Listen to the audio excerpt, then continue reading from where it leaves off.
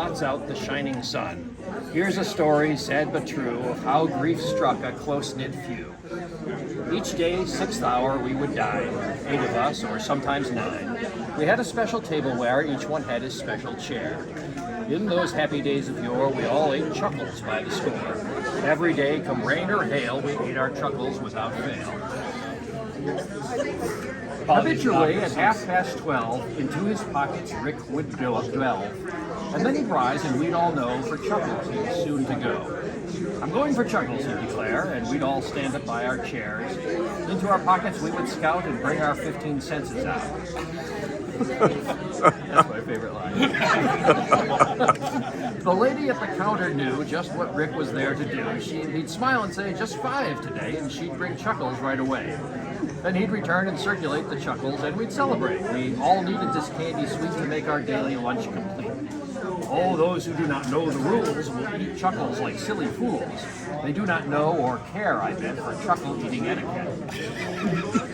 But if you see this post new book, I beg of you to take a look. It's right in chapter 33 on eating Chuckles properly. The most important thing to learn is to eat them in their proper turn. To eat them any other way would show your crassness right away. The green is always eaten first, then orange, then black, which is the worst. Yellow, then red, the best for last. To this strict rule you must hold fast. The way to put them in your mouth, developed somewhere in the South, is quite detailed, but do not fear, I won't go into that one here.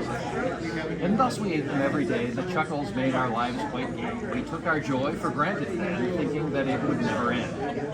But then, to end our peaceful bliss, a warning came. 'Twas hard to miss. You can imagine our surprise when Chuckles were reduced in size. We ne'er thought the economy would sway the Chuckles industry, but the recession then was at its worst, and Chuckles lovers felt it first. Soon we learned to tolerate this most unpleasant turn of fate. We did the only thing to do. Instead of 1 pack, we'd buy 2. One day, to renew our despair, the Chuckles weren't even there. As Rick told us the tragic tale, his lips quivered, his face was pale. We all were stunned by disbelief. This dreadful turn brought untold grief.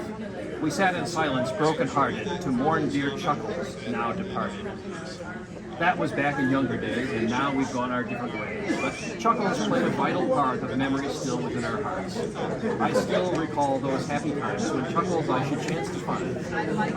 I'll think upon my dying day when the Chuckles went away. Thank you for that. Yes.